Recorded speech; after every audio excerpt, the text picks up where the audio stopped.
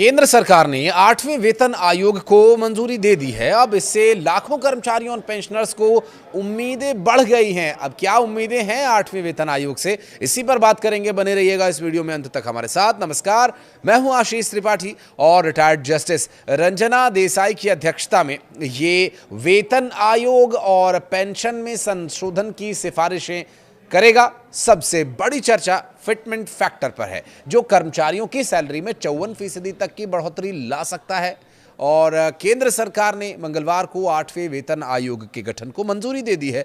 Retired justice Ranjana Desai की अध्यक्षता इस पर होगी और आयोग के अगले कुछ महीनों में विभिन्न मंत्रालयों, कर्मचारी संगठनों और विशेषज्ञों से बातचीत के बाद अपनी सिफारिशें सौंपेगा। इसके तहत कर्मचारियों और पेंशन धारकों के लिए नया फिटमेंट फैक्टर तय किया जाएगा, जिससे उनकी सैलरी और पेंशन में बड़ा बदलाव आने की संभावना है।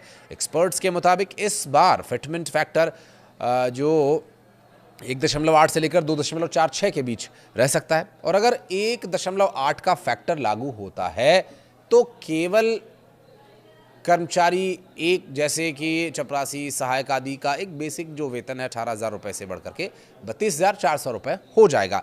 हालांकि हर नए वेतन आयोग के लागू होने पर महंगाई भत्ता, यानी जिसे हम डीए कहते हैं, वो शून्य किया जाता है, जिससे वास्तविक बढ़ोतरी कुछ कम रहती है। मौजूदा वक्त में 58% डीए और एचआरए सहित लेवल 1 कर्मचारियों का कुल वेतन करीब 29,000 रुपये है, जो 1.8 फैक्टर पर लगभग 13% की वास्तविकता बढ़ोतरी देगा।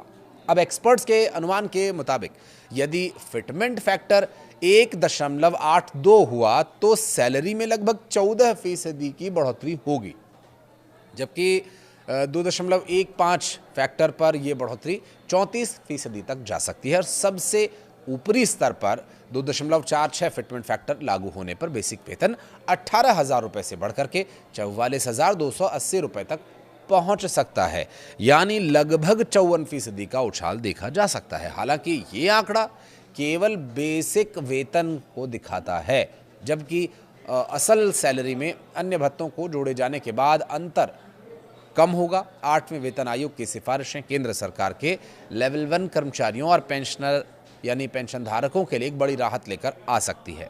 इससे सरकारी दफ्तरों के सहायक, चपरासी, सपोर्ट स्टाफ को लंबे समय के बाद उल्लेखनीय वेतन बढ़ोतरी मिलेगी। विशेषज्ञों का मानना यह है कि आयोग की रिपोर्ट साल 2026 की शुरुआत तक सरकार को सौंपी जा सकती है।